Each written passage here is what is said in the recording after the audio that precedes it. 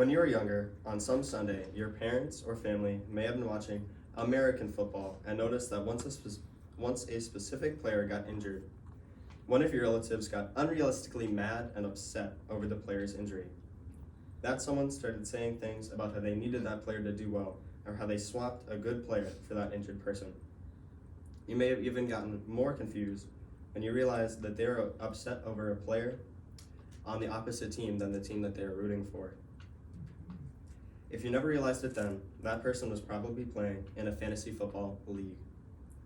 I'm going to be talking about the history of fantasy football, a bit about what it is, how a draft works, and how points are gained.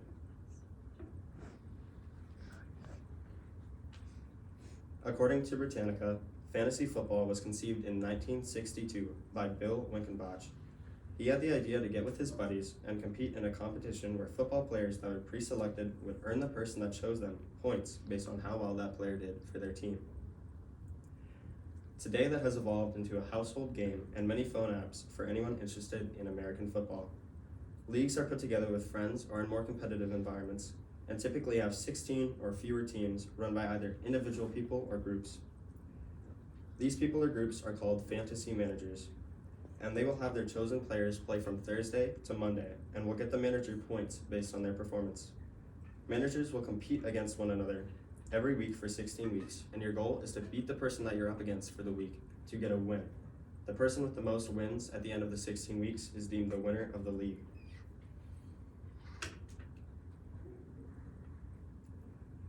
At the start of every fantasy season, there's a draft. This draft is how all the fantasy managers get their players, at least for the start. The draft goes with each person picking one player at a time until everyone has 9 positions or enough to fill their rosters. Managers will also pick players to put on something called a bench, which is for players that are chosen in the draft but won't make the manager any points unless they're swapped with players on the roster. Managers will choose players to the bench who they either want to keep an eye out on and not have to work to get them later, or for players that are not quite as good as their roster players but could be put in if anyone got hurt.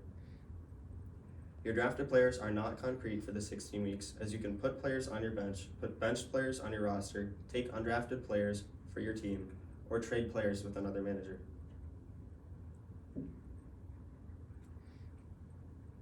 The points of the players, while calculated for you in most modern fantasy football apps, can initially be pretty confusing. Football players on fantasy rosters can be put into 3 general categories: